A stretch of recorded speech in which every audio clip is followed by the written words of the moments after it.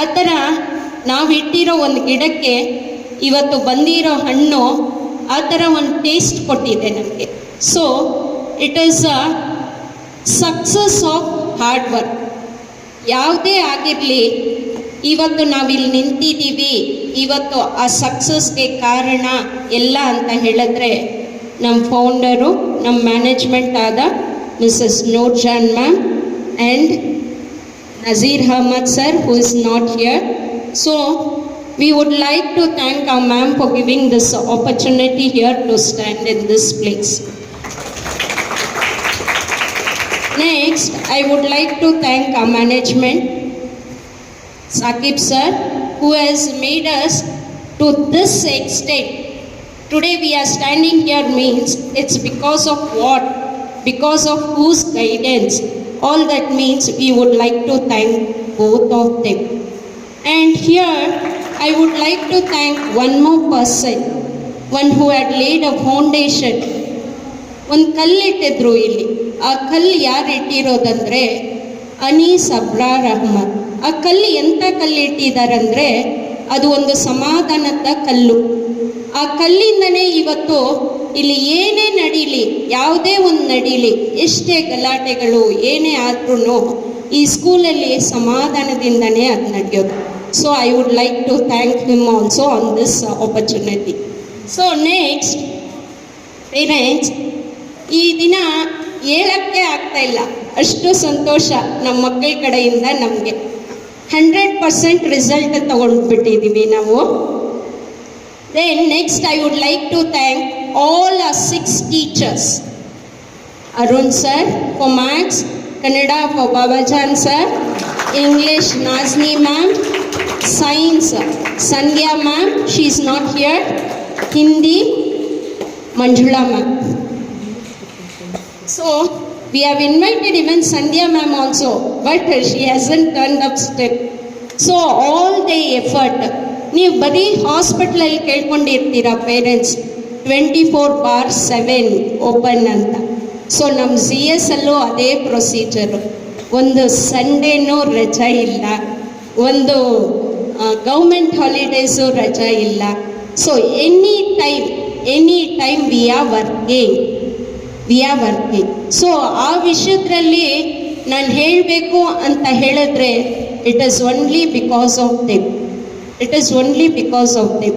We are just an arrows. ನಾವು ಬರೀ ಒಂದು ಬಾಣ ಮಾತ್ರನೇ. ಆ ಬಾಣನ ಬಿಡೋ what to tell exact word ನನಗೆ ಕನ್ನಡದಲ್ಲಿ ಹೆಂಗೆ ಹೇಳಬೇಕಂತ ಗೊತ್ತಾಗ್ತಾ ಇಲ್ಲ. The shooter of that arrow is he. ನಮ್ಮನ್ನ ಆ ಥರ ಒಂದು ಟ್ರೈನಿಂಗಲ್ಲಿ ಈಗ ನಮಗೆ ಅನ್ಸ್ಕೊಂಡಂಗೆ 5 ಬೆಳ್ಳು ಒಂದೇ ಥರ ಇರಲ್ಲ. 5 ಬೆಳ್ಳು ಬೇರೆ ಬೇರೆ ರೀತಿಯಲ್ಲಿ ಇರುತ್ತೆ. ಆ 5 ಬೆಳ್ಳು ನಮ್ಮ ಮಕ್ಕಳು ಎಲ್ಲ ಓದೋ ಮಕ್ಕಳೇ ಅಲ್ಲ. 5 ಬೆಳ್ಳು ಬೇರೆ ಬೇರೆ ರೀತಿಯಲ್ಲಿ. ಒಂದು ಓದೋ ಮಗು ಇರುತ್ತೆ, ಒಂದು ಡಲ್ಲರ್ ಇರುತ್ತೆ, ಒಂದು ಸ್ಟ್ರಾಂಗ್ ಮಗು ಇರುತ್ತೆ, ಬೇರೆ ಆ್ಯಕ್ಟಿವಿಟೀಸಲ್ಲಿ ಇರ್ತಾರೆ ಮಕ್ಕಳು. ಇದ್ರೂ ಆ 5 ಬೆಳ್ಳನ್ನ ಯೂಸ್ ಮಾಡಿ ನಮ್ಮ ಟೀಚರ್ಸು ಆ್ಯರೋಸ್ನ ಶಾರ್ಟ್ ಮಾಡಿದ್ದಾರೆ ಅಂತ ಹೇಳಿದ್ರೆ that credit goes to them only. Okay. So ನಮ್ಮ ಮಕ್ಕಳು ಎಷ್ಟು ರೀತಿಯಲ್ಲಿ ಏನೇನು ಮಾಡ್ತಾ ಇದ್ದಾರೆ, ಎಷ್ಟೋ ವಿಷಯದಲ್ಲಿ ಈಗ ನೋಡಿದ್ರೆ ನಾವು ಈಗ ಸುಮಾರಷ್ಟು ಟೈಮಲ್ಲಿ ಪೇರೆಂಟ್ಸ್ ನಮ್ಮನ್ನ ಕೇಳಿದ್ದಾರೆ, ಮ್ಯಾಮ್ ಈಗ 10th ಸ್ಟ್ಯಾಂಡರ್ಡ್ಗೆ ಸ್ಪೆಷಲ್ ಕ್ಲಾಸ್ ಅವಶ್ಯಕತೆ ಇದೆಯಾ? ಏನಕ್ಕೆ ಮ್ಯಾಮ್ ಮಾರ್ನಿಂಗ್ ಕ್ಲಾಸು, ಏನಕ್ಕೆ ಮ್ಯಾಮ್ ನೈಟ್ ಕ್ಲಾಸು, ಏನಕ್ಕೆ ಮ್ಯಾಮ್ ಮಕ್ಕಳನ್ನ ತೊಂದರೆ ಕೊಡೋದು ಅಂತ. ಹೌದು ಪೇರೆಂಟ್ಸ್, ಈ 20 ವರ್ಷ ಎಕ್ಸ್ಪೀರಿಯನ್ಸಲ್ಲಿ ಹೇಳ್ತೀನಿ, ನನ್ನ ಅನುಭವ ಪ್ರಕಾರ ನಾನು ನಮ್ಮ ಮಕ್ಕಳನ್ನ ಹೆಂಗೆ ನೋಡಿದ್ದೀನಿ ಅಂತ ಹೇಳಿದ್ರೆ, ನಮ್ಮ ಮಕ್ಕಳು ಇವತ್ತು ಮನೆಗೆ ಹೋದ್ರು ಅಂದ್ಕೊಳ್ಳಿ, ಇವತ್ತು ಮನೆಗೆ ಹೋದ್ರು ಅಂದರೆ ಬ್ಯಾಗ್ ಒಂದು ಕಡೆ, ನಮ್ಮ ಮಗು ಒಂದು ಕಡೆ. ಹೌದು ಪೇರೆಂಟ್ಸ್, ಬ್ಯಾಗ್ ಬಿಸಾಕಿದ್ರಂದ್ರೆ ಮಾರನೇ ದಿನ ನಾನು ಹೊಡಿತೀನಿ ಅನ್ನೋ ಒಂದೇ ಕಾರಣಕ್ಕೆ ಆ ಹೋಮ್ವರ್ಕ್ ಬರ್ಕೊಂಬರೋದು ನಮ್ಮ ಮಕ್ಕಳು. ಇಲ್ಲಾಂದರೆ ಹೋಮ್ವರ್ಕು ಬರ್ಕೊಂಡು ಬರಲ್ಲ. ಸೊ ಅದೇ ಥರ ಈಗ 10th ಸ್ಟ್ಯಾಂಡರ್ಡ್ ಮಕ್ಕಳಿಗೆ ನಾನು ಹೋಮ್ವರ್ಕ್ ಕೊಡೋದು ಅವಶ್ಯಕತೆ ಇರಲ್ಲ, ಬರೆಯೋದು ಇರಲ್ಲ. ಏನು ಬರೀಬೇಕು ಅವ್ರು ಬರೀಬೇಕಾಗಿರೋದು, ಓದಬೇಕಾಗಿರೋದು. ಈಗ ನಮ್ಮ ಪೇರೆಂಟ್ಸ್ ಬಂದು ಓದಷ್ಟು ಇದು ಕೊಡಲ್ಲ ನಮ್ಮ ಮಕ್ಕಳಿಗೆ ಗೊತ್ತಿದೆ. ಏನೇನು ಆಟ ಆಡಿಸ್ಬೇಕೋ ಪೇರೆಂಟ್ಸ್ನ ಎಲ್ಲ ಆಟಗಳನ್ನ ಆಡಿಸ್ಬಿಡ್ತಾರೆ. ಈಗ ಇನ್ನೊಂದಿದೆ, ಫೋನ್ ಅನ್ನೋದು ಒಂದಿದೆ. ಸುಮ್ಮನೆ ಹೇಳೋದು ಆ ಫೋನಲ್ಲಿ ಏನೋ ಬರೀಬೇಕು ಅಂತ. ಇಲ್ಲ ಪೇರೆಂಟ್ಸ್, ಅಂಥದ್ದು ಏನೂ ಇರಲ್ಲ. ಸೊ ಅದರಿಂದ ನಾವು ಮಕ್ಕಳನ್ನ ಇಲ್ಲೇ ಕೂರಿಸ್ಕೊಂಡು ಗರ್ಲ್ಸ್ಗೆ 6 o'clockವರೆಗೂ ತಗೊಂಡಿದ್ದೀವಿ ಸಂಜೆದ್ರಲ್ಲಿ, ಬಾಯ್ಸ್ಗೆ 9 o'clockವರೆಗೂ ತಗೊಂಡಿದ್ದೀವಿ. ನಮಗೆ ಇನ್ನೊಂದು ಶೋಧನೆ ಏನಂದರೆ, ಹೋದ ವರ್ಷ ಆಗಲಿ ಈ ವರ್ಷ ಆಗಲಿ ಕರೆಕ್ಟ್ ಎಕ್ಸಾಮ್ ಟೈಮಲ್ಲಿ ರಂಜಾನ್ ಬಂದ್ಬಿಡತ್ತೆ. ಆಯಿತಾ? ಪಾಪ ಸುಳ್ಳು ಹೇಳಬಾರ್ದು, ಮಕ್ಕಳು ಕೂಡ ನಮ್ಮ ಜೊತೆಗೆ ಇದ್ದಿದ್ದಾರೆ. ಆ್ಯಸ್ ಅ ಮ್ಯಾನೇಜ್ಮೆಂಟ್ ಅವರು ಮಕ್ಕಳಿಗೆ ಆ ಇಫ್ತಿಯಾರಿ ಊಟನ್ನು ರೆಡಿ ಮಾಡಿದ್ದಾರೆ, ಮಕ್ಕಳನ್ನ ಇಲ್ಲೇ ಇರಿಸ್ಕೊಂಡು ಓದಿಸಿದ್ದಾರೆ. ಸೊ ಎಲ್ಲ ಕಡೆ ನೀವು ಎಲ್ಲೇ ಹೋಗಿ ಏನೇ ಮಾಡಿ ಎಲ್ಲ ಸಪೋರ್ಟು ಇದೆಲ್ಲ ಅವ್ರ ಕಡೆಯಿಂದಾನೆ. ಅವ್ರು ಇಲ್ಲದೇ ಇದ್ದರೆ ನಮ್ಮ ಕೈಯಲ್ಲಿ ಇಷ್ಟು ಮಾತ್ರ ಮಾಡೋಕ್ಕಾಗ್ತಾನೇ ಇರಲಿಲ್ಲ. ಅವ್ರ ಸಪೋರ್ಟಿಂದನೇ ನಾವು ಇಷ್ಟು ಮಾತ್ರ ಬಂದಿದ್ದೀವಿ. ಇನ್ನೊಂದು ಹೇಳಬೇಕಂದ್ರೆ, ಇವತ್ತು ನಾವಿಲ್ಲಿ ಏನಕ್ಕೆ ಕೂತಿದ್ದೀವಿ ಪೇರೆಂಟ್ಸ್, ಏನಕ್ಕೆ ಕೂತಿದ್ದೀವಿ? So this function is mainly for what? ಮಗು 10th ಸ್ಟ್ಯಾಂಡರ್ಡ್ ಪಾಸ್ ಆಗಿದೆ, ಮಗು ಒಳ್ಳೆ ಮಾರ್ಕ್ಸಲ್ಲಿ ಪಾಸ್ ಆಗಿದೆ ಅನ್ನೋಕ್ಕೆ, ಮಗುಗೆ ಒಂದು ಕ್ರೆಡಿಟ್ ಕೊಡೋಕ್ಕೆ ನಾವು ಆ್ಯಸ್ ಅ ಮ್ಯಾನೇಜ್ಮೆಂಟ್ ಇವರು ಇಲ್ಲಿ ಸೇರಿದ್ದಾರೆ. ಆ್ಯಸ್ ಅ ಪೇರೆಂಟ್ಸು ನೀವು ಬಂದಿದ್ದೀರಾ, ಇಲ್ಲಿರೋ ಮಕ್ಕಳು ನೋಡ್ತಾ ಇದ್ದಾರೆ. ಈಗ ಬೇರೆ ಸ್ಕೂಲಲ್ಲಿ ಅಡ್ವರ್ಟೈಸ್ಮೆಂಟ್ ಹಾಕ್ತಾರೆ ನಿಮಗೆ, ಏನಂತ? ಮಕ್ಕಳಿಗೆ ಕರಾಟೆ ಕಳಿಸ್ತಾ ಇದ್ದೀವಿ, ಮಕ್ಕಳಿಗೆ ಸ್ವಿಮ್ಮಿಂಗ್ ಹೇಳ್ಕೊಡ್ತಾ ಇದ್ದೀವಿ, ಮಕ್ಕಳಿಗೆ ಸ್ಕೇಟಿಂಗ್ ಹೇಳ್ಕೊಡ್ತಾ ಇದ್ದೀವಿ, ಮಕ್ಕಳಿಗೆ ಡ್ಯಾನ್ಸ್ ಮಾಡೋದು ಹೇಳ್ಕೊಡ್ತಾ ಇದ್ದೀವಿ, ಮಕ್ಕಳಿಗೆ ಹಾಡು ಹೇಳೋದು ಹೇಳ್ಕೊಡ್ತಾ ಇದ್ದೀವಿ ಅಂತ. ಈಗ ನೀನು ಅದಕ್ಕೆ ಈಗ ಮುಖ್ಯತ್ವ ಕೊಡ್ತೀಯಾ? ಈಗ 10th ಸ್ಟ್ಯಾಂಡರ್ಡ್ ಪಾಸ್ ಆಗಿದೆ ಅನ್ನೋದಕ್ಕೆ ಮುಖ್ಯತ್ವ ಕೊಡ್ತೀಯಾ? ಏನು ಬರಬೇಕು? ಈಗ ಎಷ್ಟೇ ನೀನು ಅದೆಲ್ಲ ಕಲ್ತ್ರೂ ಆ 10th ಸ್ಟ್ಯಾಂಡರ್ಡ್ ಅನ್ನೋದು ಪಾಸ್ ಆಗಬೇಕು, ಎಜುಕೇಷನ್ ಇರಲೇಬೇಕು ಅಲ್ವಾ? 10th ಪಾಸ್ ಆದ ಅನ್ನೋದಕ್ಕೆ ಒಂದು ಇದು ನಡೆಸ್ತಾ ಇರೋದು. ಈಗ ನಮ್ಮ ಮಗು ಸ್ವಿಮ್ಮಿಂಗಲ್ಲಿ ಬಂದ್ಬಿಟ್ಟಿದೆ, ಫಾಸ್ಟಾಗಿ ಈಜ್ತಾ ಇದೆ ನಮ್ಮ ಮಗು ಅಂತ ಹೇಳೋಕ್ಕಾಗತ್ತಾ? ಇಲ್ಲ. ಏನೇ ಮಾಡಿದ್ರು ವರ್ಷ ಪೂರ್ತಿಯಲ್ಲಿ ಆ 10th ಪಾಸ್ ಆಗಿದೆಯಾ, ಮಗು ಫೇಲ್ ಆಗಿದೆಯಾ ಅನ್ನೋ ಮಾತೇ ಬರೋದು. ಹೌದಾ ಇಲ್ವಾ? ಸುಮಾರಷ್ಟು ಪೇರೆಂಟ್ಸ್ ಏನಾಗೋಗ್ತಾರಂದರೆ, ಯಾರೋ ಈ ಪಾಂಪ್ಲೆಟ್ಸ್ ಹಾಕ್ಬಿಡ್ತಾರೆ. ಹೆಂಗೆ ಹಾಕ್ತಾರೆ ಅಂತ ಹೇಳಿದ್ರೆ, ನಿಮ್ಗೆ ಇರೋ ನಿಜ ಹೇಳ್ತಾ ಇದ್ದೀನಿ.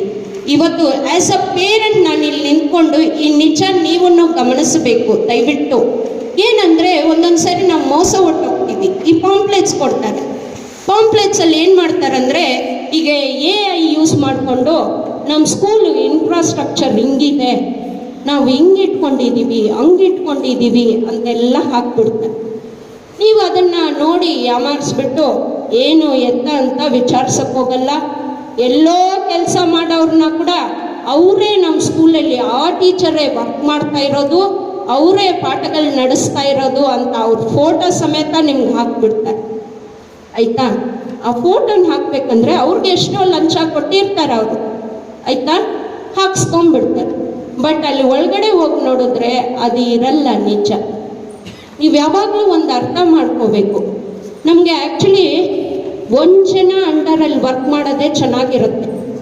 ಒಂದು 5-6 ಜನ ಮ್ಯಾನೇಜ್ಮೆಂಟು ಇದ್ದಾರೆ ಅಂದ್ಕೊಳ್ಳಿ. ಈಗ ಅವರೊಂದು ಮಾತು ಹೇಳ್ತಾರೆ, ಇವರೊಂದು ಮಾತು ಹೇಳ್ತಾರೆ, ಇವರೊಂದು ಮಾತು ಹೇಳ್ತಾರೆ. ಯಾರ ಮಾತು ಕೇಳೋಕ್ಕಾಗತ್ತೆ? ಈಗ ನೀವು ನಡೀತಾ ಇದ್ದೀರಾ, ಒಂದು ರಿವರಲ್ಲಿ ಹೋಗ್ಬೇಕಂದ್ರೆ, ಒಂದು ದೋಣಿಯಲ್ಲಿ ಬೋಟಲ್ಲಿ ಹೋಗ್ತಾ ಇದ್ದೀರಂದ್ರೆ, ಇಲ್ಲೊಂದು ಕಾಲು ಅಲ್ಲೊಂದು ಕಾಲು ಇಟ್ಕೊಂಡು ನೀನು ಆ ಗಟ್ಟನ್ನು ಸೇರೋಕ್ಕಾಗತ್ತಾ? ಸೇರೋಕ್ಕಾಗಲ್ಲ. ಒಂದೇ ಬೋಟಲ್ಲೇ ಹೋಗಬೇಕಾಗಿರೋದು. ಇಲ್ಲೊಂದು ಕಾಲು ಅಲ್ಲೊಂದು ಕಾಲು ಅಲ್ಲೊಂದು ಕಾಲು ಇಟ್ಕೊಂಡು ಹೋಗ್ತೀವಿ ಅಂದರೆ ಅದು ಕಷ್ಟ. ಆ್ಯಸ್ ಅ ಪೇರೆಂಟಾಗೆ ಬೇರೆಯವ್ರ ಮಾತು ಕೇಳಿಕೊಂಡು ಮಗು ಅನ್ನೋದು ಗಿಡ ಥರ. ನೀನು ಅವ್ರು ಹೇಳೋದು, ಅವ್ರು ನನ್ನ ಫ್ರೆಂಡು ಅಂತ ಹೇಳಿಬಿಡೋದು, ಚೆನ್ನಾಗಿ ಬೆಳೀತಾ ಇರೋ ಗಿಡನ ಕಿತ್ಬಿಡೋದು, ಅಲ್ಲಿಂದ ಮಕ್ಕಳನ್ನ ಅಲ್ಲಿಂದ ಕಿತ್ಬಿಡೋದು, ಬೇರೆ ಒಂದು ಜಾಗಕ್ಕೆ ಇಡೋದು. ಅಲ್ಲಿ ಅವನು ಬಂದು ಹೇಳ್ತಾನೆ, ಬೇಡ ನಾನು ಸ್ಕೂಲ್ ಶುರು ಮಾಡಿದ್ದೀನಿ, ಬಾ ನಾನು ಚೆನ್ನಾಗಿ ಹೇಳ್ಕೊಡ್ತೀನಿ ಅಂದರೆ ಆ ಗಿಡ ಬೆಳೀತಾ ಇರೋ ಗಿಡನ ಮತ್ತೆ ಕಿತ್ತಾಕೋದು, ಮತ್ತೆ ಇನ್ನೊಂದು ಜಾಗಕ್ಕೆ ಇಡೋದು. ಅವನು ಹೇಳ್ತಾನೆ, ಇಲ್ಲ ನಾನು ಹಂಗೆ ಅಂದರೆ ಕಿತ್ತು ಆ ಗಿಡ ಮತ್ತೆ. ಯಾವಾಗ ಆ ಗಿಡ ಬೆಳೆಯೋದು? ಯಾವಾಗ ನಿಮಗೆ ಹೂ ಕೊಡೋದು? ಯಾವಾಗ ಅದ್ರ ಫಲ ತಿನ್ನೋದು? ಇದರಲ್ಲೇ ಹಾಕ್ಕೊಂಡು ಮಗುನ ಹೊಡಿಯೋದು. ನೀನೇನು ಓದಿಲ್ಲ. ಮಾಡಿರೋ ತಪ್ಪೆಲ್ಲ ನಾವು. ಒಂದು ಗಿಡ ನೆಟ್ಟಾಗ ಆ ಗಿಡ ನಮ್ಮ ಸ್ವಂತ ಜಾಗನ ಅಂತ ನೋಡಬೇಕು. ಆ ಮಣ್ಣು ಇಡಿಸ್ತಾ ಇದೆಯಾ ಗಿಡಕ್ಕೆ ಅಂತ ನೋಡಬೇಕು. ಅಲ್ಲಿ ನೀರು ಚೆನ್ನಾಗಿ ಹಾಕ್ತಾ ಇದ್ದಾರಾ ಅಂತ ನೋಡಬೇಕು. ಅಲ್ಲಿ ಗೊಬ್ಬರ ಚೆನ್ನಾಗಿದೆಯಾ ಅಂತ ನೋಡಬೇಕು. ನಮ್ಮ ಗಿಡ ಬೆಳೀತಾ ಇದೆಯಾ ಅಂತ ನೋಡಬೇಕು. ಆಗಲೇ ಅದರ ಫಲ SLCಯಲ್ಲಿ ಆ ಫ್ರೂಟನ್ನು ನೀವು ತಗೊಂಡು ತಿನ್ನೋಕ್ಕಾಗೋದು, ನಾವೂ ತಗೋಬೋದು. ಹೌದಾ ಇಲ್ವಾ? ಇದನ್ನು ದಯವಿಟ್ಟು ನೀವು ಅರ್ಥ ಮಾಡ್ಕೋಬೇಕು.